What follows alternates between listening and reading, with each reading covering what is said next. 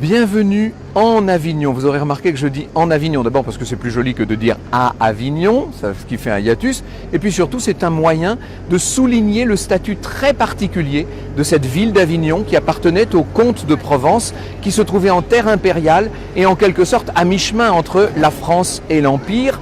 C'était la cité des papes pendant tout le XIVe siècle. Et ce que vous avez derrière moi, c'est peut-être le plus beau mur de France, la plus belle façade de France.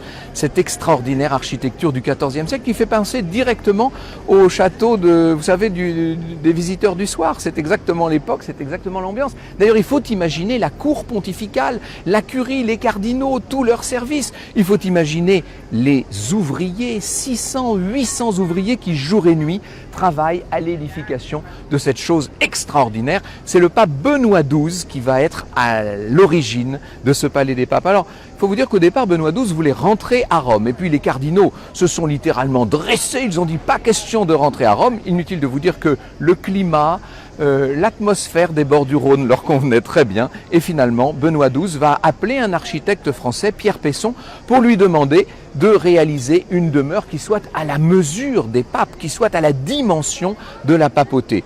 Benoît XII ne va pas régner très longtemps, il n'aura pas le temps de voir son palais sortir véritablement de terre, et c'est son successeur, le fastueux Clément VI, qui viendra à bout de cette extraordinaire architecture.